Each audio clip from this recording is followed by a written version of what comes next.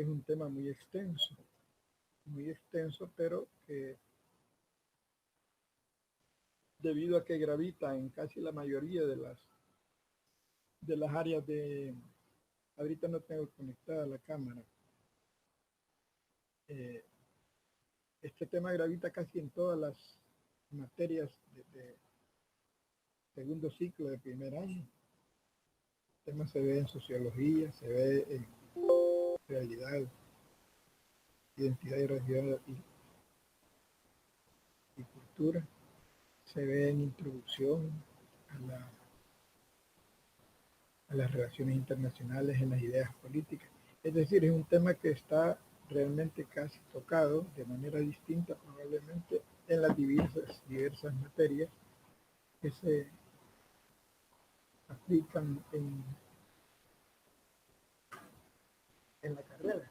Por lo tanto, el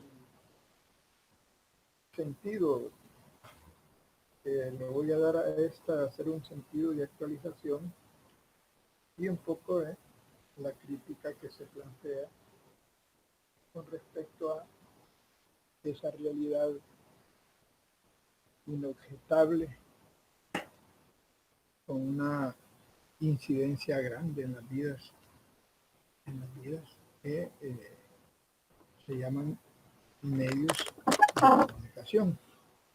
Si ustedes se recuerdan antes, se llamaban más medios. Bueno, ya hay 21, no llegan ni a la tercera parte, pero bueno, si no, no voy a terminar a tiempo porque son las 9.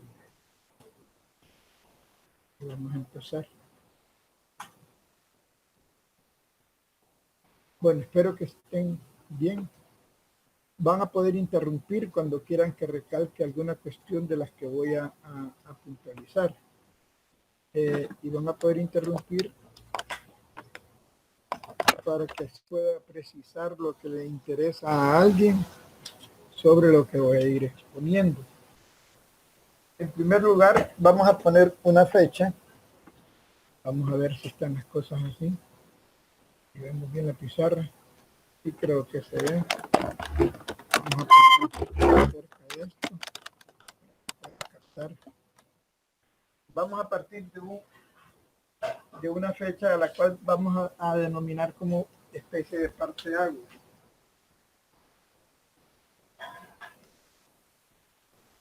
No vayan a confundir.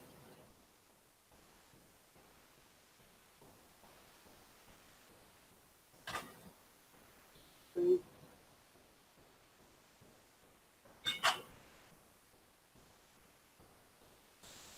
Y el parteaguas lo vamos a preguntar así. 1000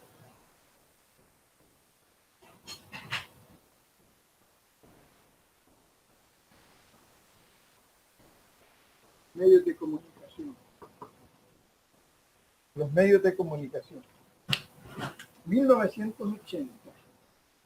Podríamos decir que es el periodo en donde el predominio de los medios de comunicación clásicos empieza a tener variaciones. Variaciones de cara a no a los objetivos que se persiguen, no a la relación con el poder, no a la relación entre lo que son las grandes corporaciones con lo que son los objetivos que estos persiguen. Y son objetivos bien simples, 3. Gravitar e incidir en torno a las esferas de decisión del poder. 2. Tener un acceso a una determinada retribución financiera a través de la venta de lo que es la información. Y 3. 1, dijimos estar en torno al círculo y incidir en el círculo de poder. 2, estar siempre haciendo de la venta de la información una actividad financiera lucrativa, muy lucrativa. Y 3, crear esquemas de pensamientos que le den sentido a los paradigmas sobre los cuales se construyen todas las sociedades. En el caso concreto de las más medias de 1980, la el perfil llevado a la cotidianidad de lo que debe ser y cómo debe actuar y pensar y actuar sería lo más correcto, de el demos que está en esa sociedad determinada o incidida por las diversas corporaciones de los medios. Ya sabemos que en el mundo está dominado por corporaciones mediáticas grandísimas, BBC, CNN, La Voz de América, que ahora es otro perfil que se está planteando para la región. Y entonces tenemos allí una serie de situaciones que lo que han hecho es no desaparecer, sino simple y sencillamente modificar su forma de actuar. Pero los grandes objetivos están ahí. Hasta 1980, ¿qué es lo que conocemos? Bueno, conocemos simple y sencillamente que estos medios clásicos, los diarios escritos, los programas radio, entrevistas, también los programas de la televisión y la propaganda escrita es fundamental. Y básicamente estas son las formas en cómo se está generando, digamos,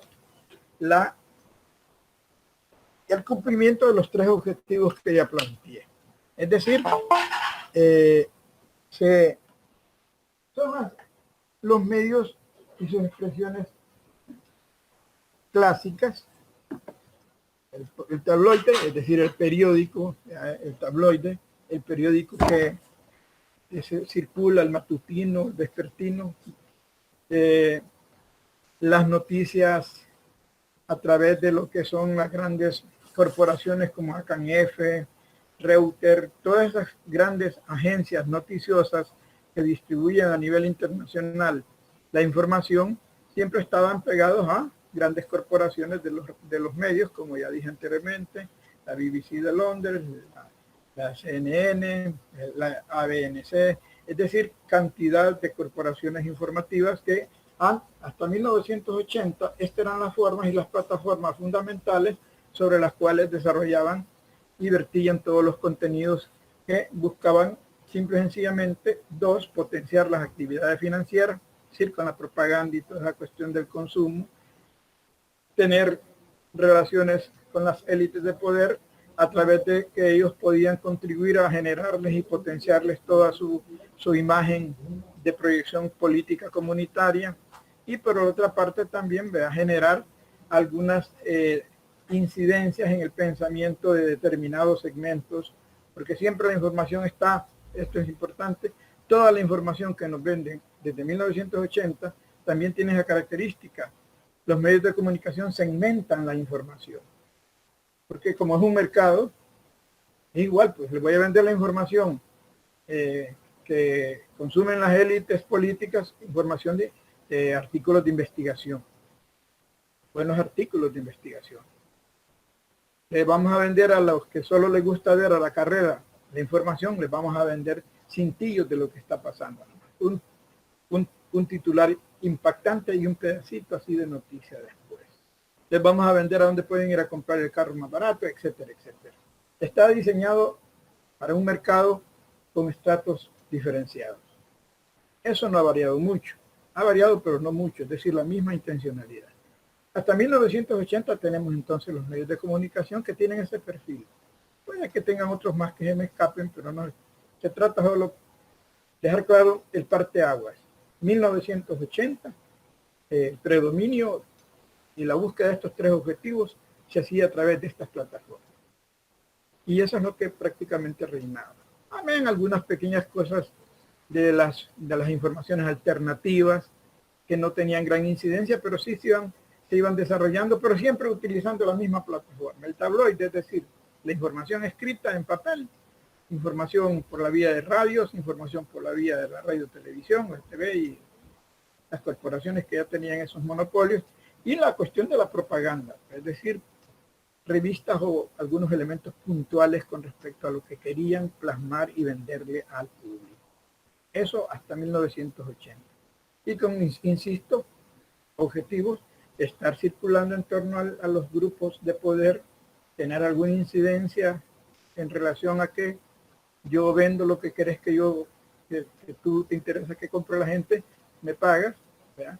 Y también las grandes corporaciones y los grandes comercios vacían la información para estimular el consumismo desde estos medios, desde estas plataformas.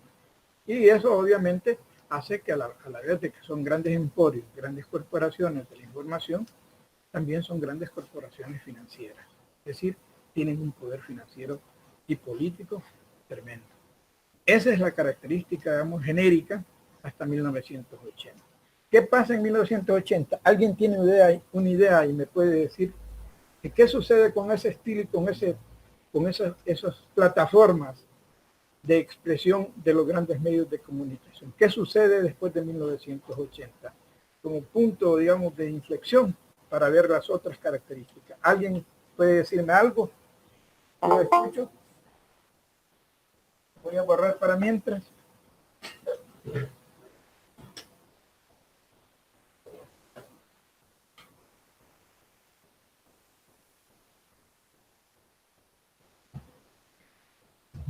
Como que han venido un poco serenos con la participación. No escucho. ¿Qué creen ustedes que es lo que genera que podamos hablar ya de 1980 a la fecha? Hay un fenómeno fundamental. Nosotros lo hemos visto asociado más a sus características de orden política, de orden cultural, la globalización. Pero la globalización en sí tiene un elemento fundamental. Ustedes recuerdan que siempre hemos dicho que la globalización tiene como sistema circulatorio y sistema nervioso para diseminarse y para mantener un contacto permanente y creciente en el mundo. Hay un factor que es el que ha tenido la parte fundamental, podríamos decir, para que esto suceda. Amén de la voluntad de las grandes empresas que marcan las tendencias de desarrollo en el mundo por sus avances científicos técnicos, por su capacidad financiera mundial, por su capacidad de incidencia en los centros de poder también. Pero la globalización como tal tiene un centro neurálgico y un centro vital a través de la cual se ha podido extender y concretizar en el mundo. La globalización es un fenómeno que ya conocemos. No me voy a meter a eso, pero sí me voy a poner con algo que ya podemos decir que después de 1980 ya nosotros tenemos un nuevo elemento, que es la Internet. La Internet después de 1980 es quizás el elemento más importante que nosotros debemos de registrar para poder entender por qué los medios no han dejado de tener esa vocación, esos objetivos. Es decir, el objetivo es siempre estar lidiando en torno a los grupos élites, donde están las estructuras decisorias del poder, donde está la relación siempre de un arraigo con el aspecto financiero, y la otra es la capacidad de generar tendencias de pensamiento y conductas y convencimientos, ojo, convencimientos políticos e ideológicos con relación al paradigma sobre el cual se sustenta y se genera el desarrollo de una sociedad, tanto en su parte política, en su parte económica, en su parte social y en su parte ideológica. Los medios siempre tienen que ver con estos problemas. Eso no cambia mucho. Lo que cambia ya con la Internet son las plataformas. Es decir, ya no es el predominio. Ojo, no es que desaparezcan los grandes medios escritos, no es que desaparezcan las grandes corporaciones de televisión y radiales, no es que desaparezcan las formas y metodologías para generar en la gente esa fijación a través de la propaganda, ya sea propaganda para la cuestión política, ya sea propaganda para la cuestión de carácter comercial y de consumo. Y siempre también va a la par un periodismo investigativo, pero cada vez más reducido, más reducido, más reducido. Es decir, los medios, la Internet no asesina esa franja importante del periodismo democrático, que es que los medios de comunicación también informan y también orientan sobre la base de una información objetiva y bien procesada. Objetiva, que es parte de una realidad concreta, pero la procesan de una manera, digámosle así, honesta, con ética profesional. Los últimos datos que tenemos de ese tipo de periodismo que estaba en su gran flor son los datos que arroja el tipo de periodismo que mandó a Nixon fuera de la Casa Blanca. El famoso caso de Watergate, que es donde se destapa todas las políticas sucias que hacía el presidente para mantener un predominio en la visión del electorado y de la opinión pública de los Estados Unidos. Esa investigación acabó con este mandato de la presidencia de los Estados Unidos. De ahí se fueron dando ciertas vivencias de este mismo tipo. Pero en la medida en que la Internet como el fenómeno fundamental en donde se va a articular la nueva expresión de lo que es las nuevas plataformas, y empezamos ya a ver que los medios de información empiezan a irrumpir. Lo primero que hacen son las páginas web. Las páginas web es la primera plataforma variada. Recuerden que la Internet primero funciona como intranet, es decir, funciona institucionalmente. El ejército de los Estados Unidos es el primero en tener un sistema y una red de Internet interna que la ocupa para alimentarse, pero esta no tiene acceso al público. Posterior a esto, ya por 1974, 75, empiezan a haber algunos usos ya no tan restringidos de la Internet, especialmente las instituciones que generan formas de codificación de esa información, bancos, sistemas financieros, los mismos medios, pero todavía no tienen un uso amplio. La web es la primera forma de ir creando ya una plataforma un poco más independiente. ¿Qué quiere decir un poco más independiente? En donde ya no está controlada y determinada totalmente por casas editoras, aun cuando estos medios sí están todavía bajo el control de los servidores, que son los que manejan las líneas y las diversas fuentes que ya la Internet está poniendo al servicio de la comunidad que se informa a través de ella. Ya la web pasa a ser parte también de lo que son los medios políticos, de los políticos, valga la redundancia, para poder generar la transmisión de sus agendas a una serie de todavía restringida, limitada, porque no todo el mundo tiene acceso a esa tecnología y a los medios, pero al fin de cuentas ya es una nueva forma de trasladar la opinión, las valoraciones políticas y las intencionalidades políticas que yo quiero plasmar en el electorado a fin de tener una respuesta positiva de ellos en las elecciones.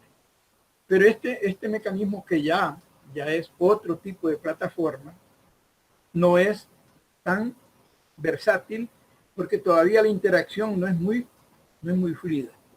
Pesa más la emisión que la interacción. Es decir, la emisión, yo mando, pero hay poca retroalimentación. Y esto se va a ir modificando y va a ir proliferándose formas.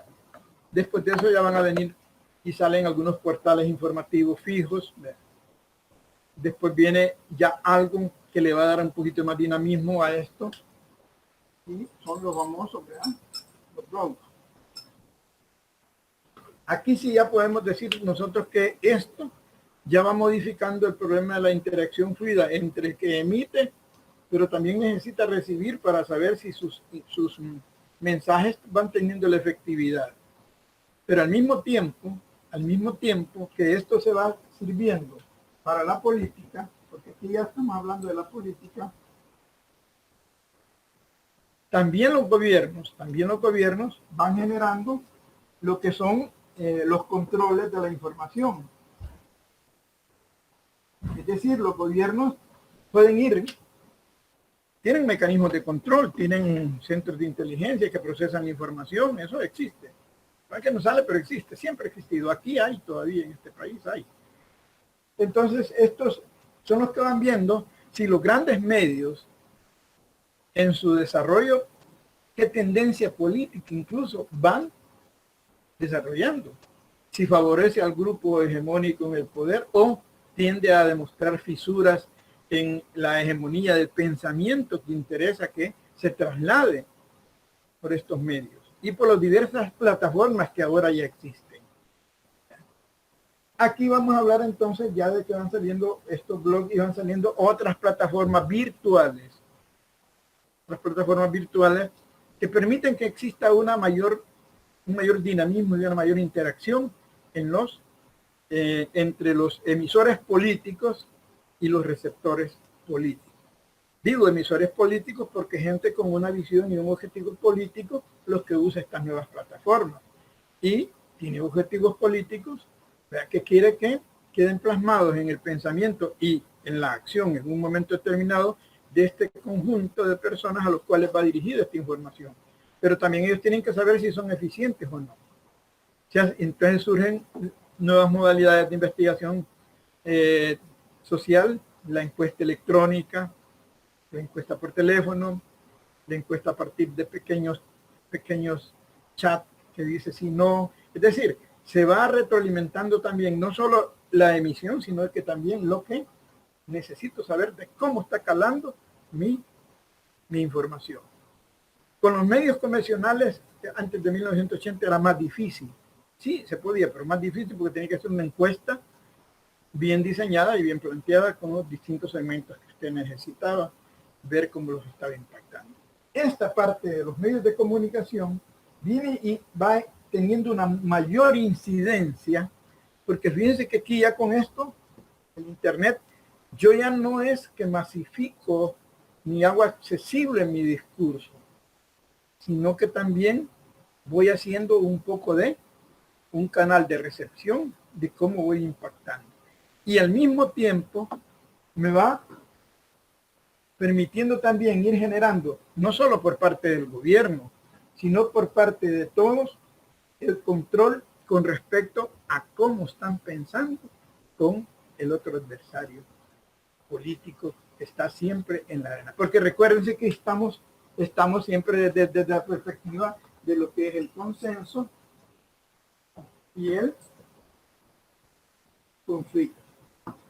Esto no se les olvide que siempre está permanente en la sociedad, el consenso y el conflicto.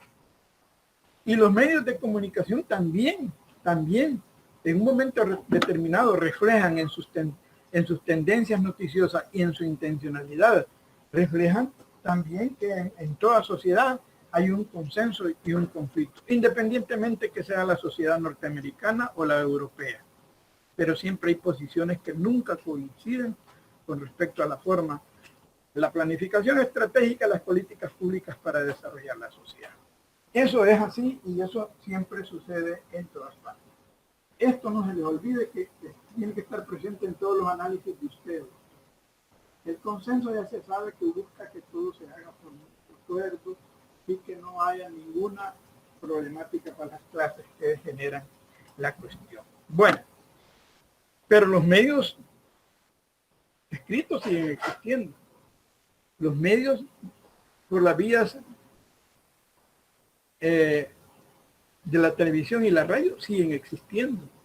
La propaganda se vuelve mucho más amplia porque ahora ya puedo transmitir lo que pienso en una pantalla pública, ya no necesariamente solo a través de su televisor.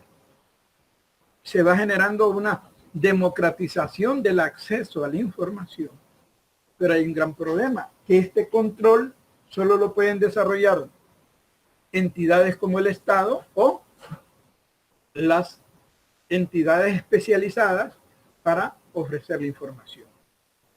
No es que el ciudadano puede controlar lo que quiere leer, no quiere leer, eso es obvio. Pero es una cuestión más a iniciativa de lo que usted tiene en su cabeza con respecto a qué tipo de información quiere consumir. Pero vamos a llegar a otro punto de eso también, que aún con todo esto no se escapa que hayan algunas pequeñas derivaciones de lo que es las tendencias y los objetivos que se buscan con estas tendencias por parte de los medios de comunicación. Lleguemos, después de estos, vayámonos ahora al mundo de las redes sociales. Ojo, ¿qué es lo que pasa con esto? Sí, efectivamente, esto de la Internet impacta a los viejos formatos de las plataformas tradicionales, clásicas de los medios, los impacta en el sentido de dos cosas. Uno, ya al haber mayor libertad a través de la Internet y de las diversas plataformas que se van construyendo, que ustedes son cantidad de plataformas, ahora solo podemos ver las más importantes, ¿verdad? Es WhatsApp, Facebook, Twitter, dicen otros, y otras nuevas que van surgiendo, pero los que tienen la primacía son esas tres: Facebook, WhatsApp, ¿verdad? Y que están vinculadas con las mismas casas y los mismos servidores. Pero esos son los más, digamos así, con mayor cobertura. Entonces, su origen está en 1900 para acá, 1980. La política siempre intenta ejercer su forma de controlar lo que dicen los medios, ya sea para saber qué están diciendo y qué están buscando, o cómo me está afectando positiva o negativamente. Pues. Y por otra parte, ¿verdad? Este control ya en el plano del consumidor ya es simple y sencillamente a partir de la capacidad que el usuario tiene para determinar, clasificar y decidir qué tipo de información va a recibir. Pero en términos del gobierno y en términos de las grandes transnacionales, aquí sí hay una idea política de control de qué está corriendo a través de esos canales de información masivos. ¿Por qué? Porque tiene una vinculación con las estructuras del poder. Porque tiene una vinculación con el ámbito de lo que es la construcción hegemónica financiera. Y aún con distintos intereses, todos tienen como interés, como objetivo, vulnerar la parte de la decisión, la parte afectiva del consumidor, más que informarlo. Solo se informa el que tiene control personal sobre qué tipo de información va a consumir. Eso es así y va a quedar así durante todo este tiempo en el cual ya empezaron a reinar las redes sociales. Yo decido cuándo voy a ser usuario de Facebook. Yo decidí cuándo ser usuario de WhatsApp. Esa es una forma de mi control. Y de eso yo sé qué es lo que voy a utilizar y consumir y qué no voy a utilizar y no voy a consumir. Y las otras formas alternativas de los medios de comunicación que yo voy a determinar que son los que me satisfacen más en cuanto a mí, mi construcción de cómo y cuándo y de dónde y para qué ocupar la información que me vierten los diversos medios de comunicación. Tengo que tener acceso a ellos. Tengo que tener acceso a ellos. No puedo evadir, porque entonces me aislaría del mundo, me aislaría de la globalización, me aislaría de la misma dinámica social y política de la sociedad en donde se vive. Es decir, nosotros tenemos que consumir información así como tenemos que consumir. Eso es, hoy en día es vital. Paso a otra parte. Vámonos ya a las redes sociales. Los medios convencionales de 1980 cambian, pero fíjense qué interesante. Los medios, en vez de pelearse con las plataformas, los medios convencionales, los clásicos, los de siempre, en vez de pelearse con las plataformas, ¿qué es lo que hacen ellos? Que simple y sencillamente, a partir de una realidad, a partir de ser los propietarios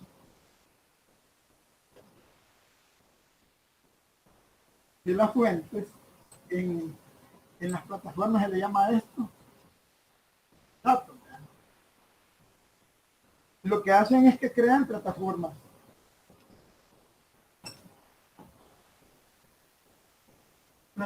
virtuales que alimentan con sus fuentes. De tal manera que usted puede estar utilizando cualquier plataforma, Facebook, WhatsApp, pero la parte que es propiedad, que ellos han emitido y que ellos también tienen sus propias plataformas, son parte, y algunos hasta son accionistas, esta plataforma virtual a la cual usted accesa, ya tiene una parte de lo que es la propiedad de las fuentes que se utilizan. Por lo tanto, lo que han hecho los medios convencionales, los de 1980, en algunas formas de su presentación y sus plataformas no evolucionan, pero sí evolucionan con Internet en otro tipo de plataformas y entran ya en el mundo de lo que ahora podemos decir el reinado de las redes sociales. Todos los medios utilizan las plataformas para hacer sus propias plataformas de información. Usan Twitter, usan Facebook, usan Instagram, todo. Ustedes fíjense bien que ahí les aparecen siempre cómo pueden accesar. ¿A dónde? A las fuentes que ellos manejan y que ellos venden, porque siempre tienen réditos a través de estas plataformas. Entonces los medios, al ver de que van perdiendo su capacidad de captación económica a partir de que venden menos espacios para la política, pues sí, porque ya ahora el político, y aquí viene lo importante, las redes sociales,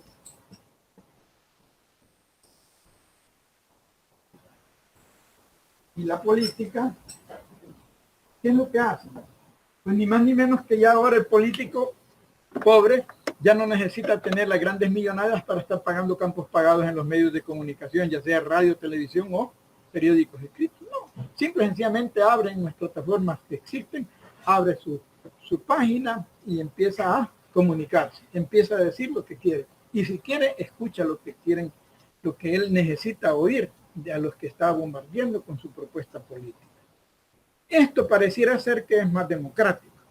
Entonces podríamos decir, las redes han venido a democratizar más el ejercicio y la comunicación política entre las estructuras políticas permitidas por el régimen y el pensamiento político de las personas que en un momento determinado utilizan y usan esa información.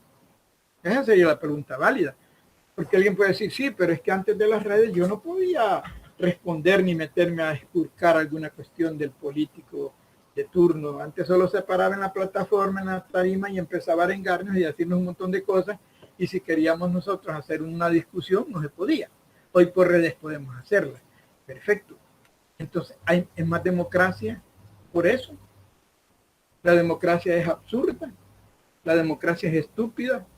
Bueno, la democracia simple y sencillamente es una construcción organizativa que encontramos entre la sociedad, el Estado y los ciudadanos para supuestamente cumplir los principios sobre los cuales se construyó y ha ido perfeccionando desde la época de los griegos, la Revolución Francesa, la Revolución Norteamericana y los esfuerzos de democratización que se han hecho con respecto a los principios de la democracia, como especialmente el principio de la igualdad,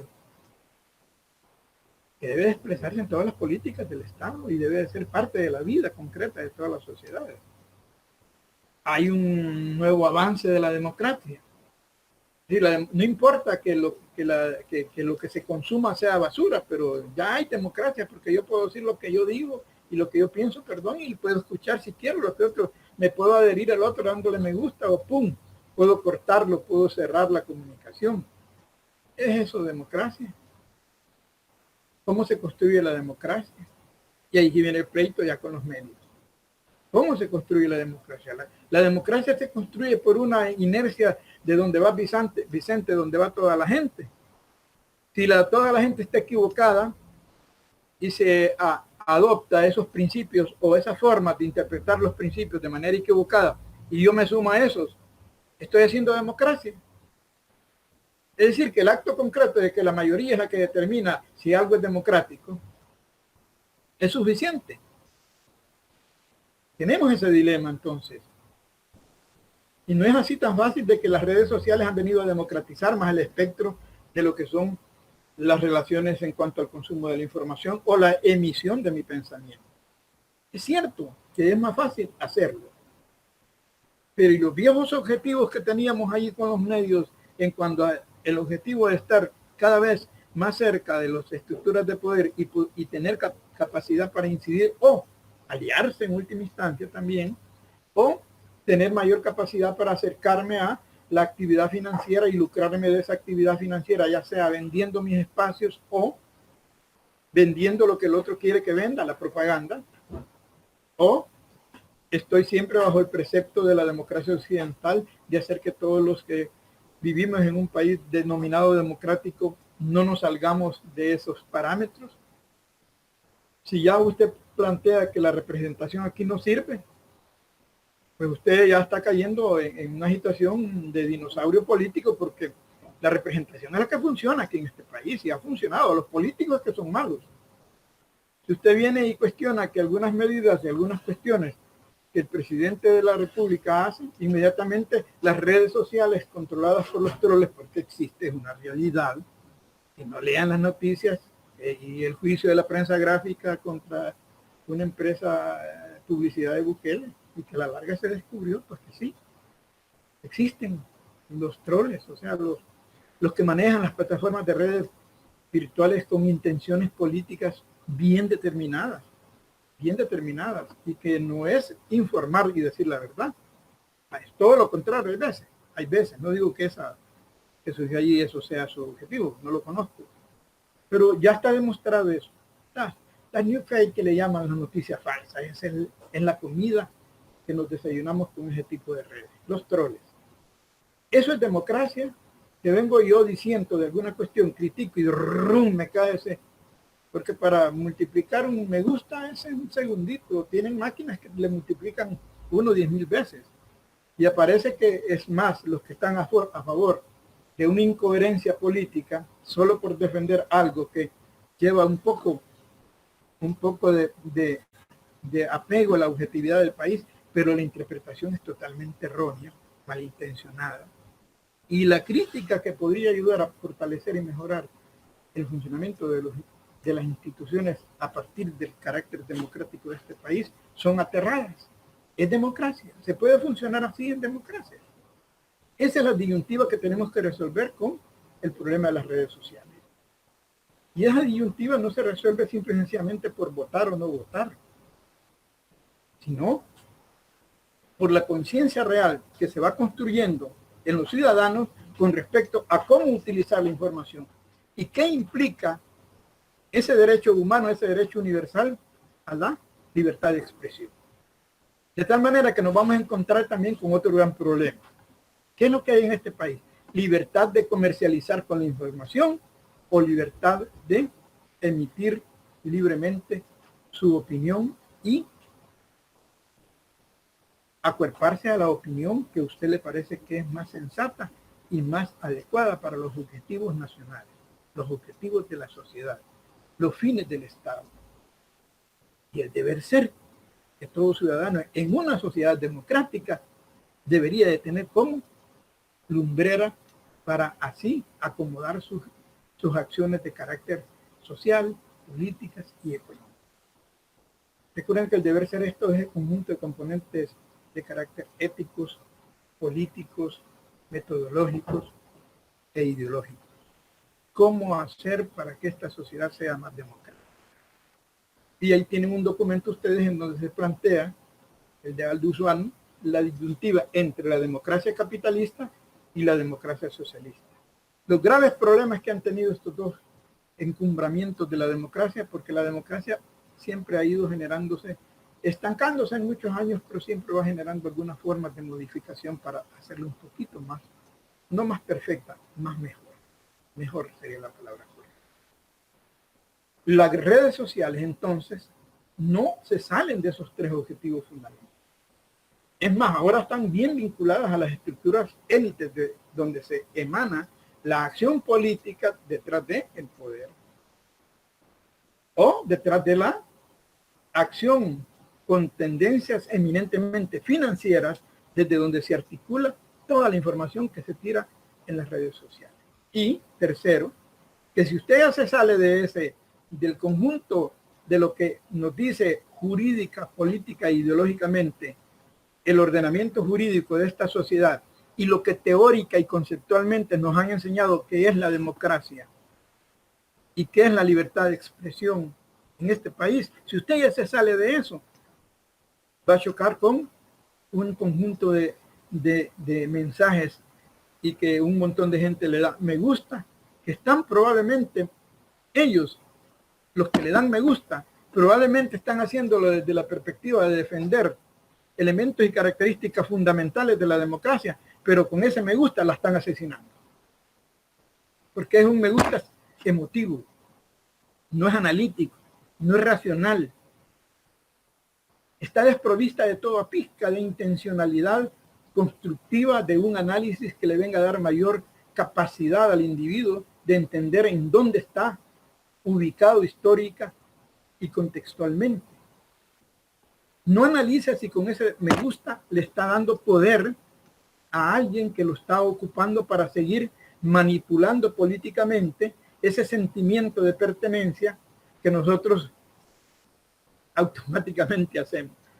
Usted cuando ve a alguien que es el que le da garantía, vayámonos detrás de este conoce a dónde está el lugar que buscamos, usted va detrás de él tranquilamente, porque sabe que va para un lugar que usted necesita ir y que él conoce, pero usted no conoce cómo llegar. En pocas palabras, lo sigue.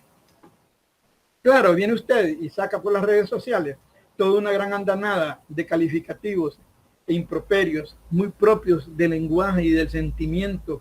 Y aquí me meto con la fenomenología de Husserl. Uno explica a la sociedad así como entiende los fenómenos que pasan, pero cuando no los entiende bien, no es capaz de modificarlos en su esencia, del por qué surgen así. Entonces aquí vienen y nos dicen, y empieza a haber un montón de improperios contra el oponente político, que a mí lo que me interesa es eliminarlo políticamente. Ojo, no estoy diciendo que se merecen o no se merecen estar en la palestra política. Me refiero a los partidos políticos y en concreto deberían de ser todos los partidos que están en la asamblea. Ganan, y son otros iguales, han salido de los pleitos y los cupitajes que se han tirado entre arena. Después viene y es un partido taxi grandote. ¿Qué ética puede tener ese partido? Gente que traicionó toda la esperanza histórica de este pueblo. Arena, que hasta ha traicionado y se ha peleado hasta con los que le han pagado y le han financiado sus campañas. El caso del huevello que hubo con la cuestión de Taiwán y el caso de los múltiples señalamientos de corrupción que han tenido tanto uno y otro partido. El PCN, que siempre se ha vendido al mejor postor. PDC, que a duras penas existe. Y el CD, que allá anda gravitando si me va a querer o no me va a querer Bukele, que no sé qué. Sí, son partidos intrascendentes que no tienen, por lo menos estos últimos dos que he dicho. Yo no me puedo casar con ese sentimiento que me venden las redes sociales, con esa emotividad que me venden las redes sociales. Y que si el electorado, aún con todo ese montón de marañas sentimentales, políticas, ideológicas que les están metiendo, deciden hacerlos desaparecer, qué bien, qué bien. Después, el mismo electorado va a tener que restaurar las graves consecuencias que pueden surgir de actuar de una manera emotiva como lo está haciendo hoy en día. Un fenómeno que sí, ya me va a quedar, pero me quedan 7 minutos para ello, es que, ojo, a partir de esta proliferación de las redes, la capacidad y la intencionalidad y su relación con el poder, las hacen ser armas políticas idóneas. Las redes sociales son armas políticas idóneas para lo bueno y para lo malo. Tan es así que con las redes sociales, y con esto termino, y les voy a colgar un material que está bastante bueno y mejor que otro que les mandé ahí. Creo que lo van a consumir mejor. Es un audio. Y las redes sociales hoy en día son tan poderosas que a partir de ciertas características y discursos de los que están en la palestra, de las élites, no digo del líder, porque el líder tiene sus connotaciones muy honestas y muy propias, sino que en la palestra de esos elementos de las élites políticas que se disputan el control y la hegemonía del poder, a través del discurso y de la manipulación de ese elemento emotivo ha hecho de que surja la venganza social política como manera de castigar permanentemente, ética e ideológicamente, a los agrupamientos políticos y sociales que en un momento determinado se yerguen como oposición al sistema. Digo al sistema, no digo al gobierno. Y como contrapartida elevan a estos personajes significativos de las élites políticas en permanente pleito por tener la hegemonía del control del poder y de la incidencia política en la gente. Los elevan de tal suerte que ha surgido un nuevo populismo, que ya usted no necesita más que decirlo, aunque no lo haga. Voy a nacionalizar las AFP. Qué bueno. Si no lo hace, sí, pero van a nacionalizar las AFP. El populismo clásico siempre lleva implícito aquella cuestión de las finanzas públicas y su nacionalización. Eso sucedió en la época de Perón, sucedió en la época de Bermúdez en Bolivia, sucedió en la época antes de llegada de Hugo Chávez con Carlos Andrés Pérez, y ha sucedido en otros países más de Latinoamérica que aquí en nuestro medio. El populismo. Ese populismo ahora se ha construido sin que arriesgue nada estos nuevos líderes. No me refiero a Bukele, me estoy refiriendo también a líderes de tallas oscuras como lo es Bolsonaro, a líderes de la talla oscura como lo es Trump, el mismo López Obrador, que han hecho de las redes sociales su instrumento mágico para llegar y hipnotizar a medio mundo con sus propuestas políticas, hay veces de ciencia ficción. De ciencia ficción. Como no se han hecho y no sabe si se van a hacer, usted sigue creyendo que en esperanza ahí están, ¿verdad? Ahí están. Se va, termina el periodo, es que no me dejaron hacerlas. Necesito otro periodo para hacerlas. Es decir, hay una serie de formas de que no necesita usted, ya como líder populista, arriesgar ni pelearse contra el gran capital que puede ser en un momento determinado el que se le oponga. No el pueblo, sino que el gran capital no necesita pelearse con él, pero virtualmente en las redes sociales están peleando con ellos. Y usted va creciendo como el tipo de la película. Eso ha pasado aquí. Y ese pleito entre Bukele y los órganos del Estado es producto de ese nuevo fenómeno. No es populista, pero lo elevan en popularidad. Digo que no es populista porque el populista ya ratos hubiera nacionalizado las AFP. Ya ratos hubiera nacionalizado una serie de elementos que ahorita maneja la empresa privada. La educación, que más del 50% lo maneja la empresa privada. Es decir, pero las redes sociales lo hacen ver y le hacen pegar emotivamente, por la vía de la emoción, a la gente, como que este presidente o este gobierno, y así como digo, ha sucedido en Brasil, ha sucedido también en Estados Unidos y sucede en otras partes del mundo. Este es el ejemplo porque aquí vivimos, pero no es porque sea el único, el más perfecto de la figura, no. Pero se está dando. Se está dando una especie de construcción populista virtual. Y digo virtual porque en verdad el hombre no ha hecho nada como para considerarse populista. Eso de repartir las bolsas con comida, si eso siempre lo han hecho los gobiernos anteriores. Lo único que ha cambiado es la forma y a quienes le damos. Mal hecha, bien hecha, con intenciones políticas, como sea. Si revisamos, vamos a encontrar algo de eso. ¿Que haya dado más bolsas este? No me cabe duda. Pero que dé 50.000 bolsas más y 50.000 bolsas menos en el ámbito de la necesidad económica de este país, no hace nada. Cuando les acaba la bolsa y no tienen que producir, vuelven a tener hambre. Ah, pero la imagen en los medios es que este hombre está llegando al último rincón de El Salvador para poder ayudarle a los que están con problemas de hambre. El hambre es estructural. El hambre no se llevan las porciones para quitarlos en bolsa. El hambre es una realidad histórica de este país que ningún gobierno ha podido y ha querido combatir, porque para combatir el hambre, ¿qué se necesita? Ser una sociedad democráticamente justa. No solo en lo que se dice y se puede decir y puedo yo decir y oír. No, se necesita ser justa en la satisfacción de las necesidades fundamentales de las personas.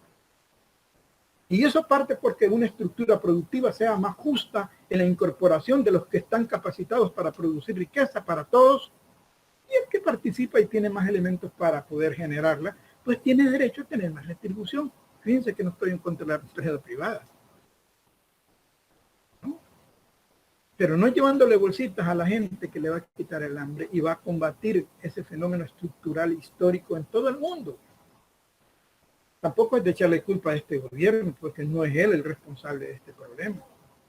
Hoy en día es que los medios intentan darle otra connotación política a esa realidad histórica que no han podido cambiar, primero porque algunos no han podido, otros porque ni han podido ni han querido. Este quiere, sí, pero puede ser que lo que quiere no lo está haciendo bien y lo que quiere lo está manipulando también emotivamente. Para eso sirven las redes sociales hoy en día. De tal manera que las redes sociales no es que han anulado el viejo periodismo, no. El viejo periodismo, o las viejas plataformas, digamos lo mejor, las viejas plataformas de los medios de comunicación han absorbido a las nuevas plataformas informativas con las características que tienen ahora las redes sociales. Y eso siempre los mantiene siempre gravitando, con algunas pequeñas modificaciones, obviamente, en los tres principales objetivos que dijimos que eran su relación en torno al poder, su relación en torno a la actividad financiera que este ejercicio les proporciona. Sí, la información es una mercancía. Y tres, la capacidad de incidencia en el pensamiento único que interesa para efectos de mantener el sistema político-económico y el sistema político, jurídico, ideológico determinante y predominante desde la construcción de las famosas democracias occidentales.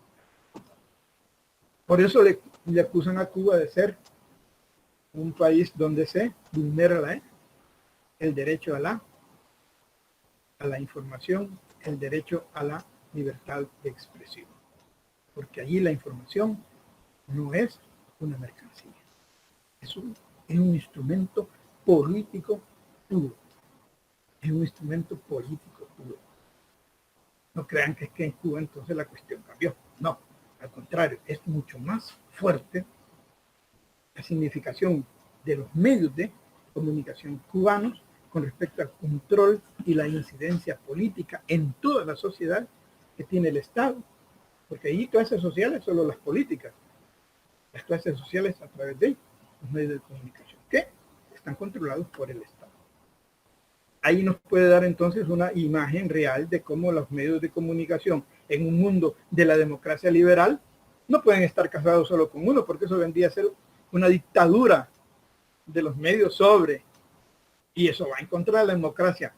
Todo aquel que quiera vender y comercializar información, póngase el traje de cualquier youtuber bayunco de los que salen hablando un montón de cosas ahí, pero todo el mundo le da me gusta porque cuenta las noticias de manera satírica, de manera vulgar.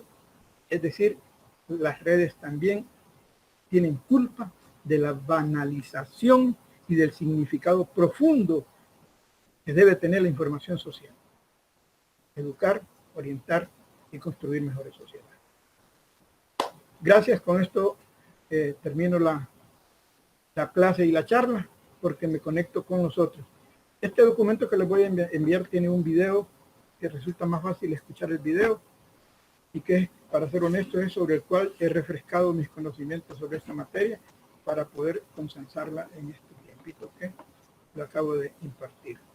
Me voy a conectar con el grupo de las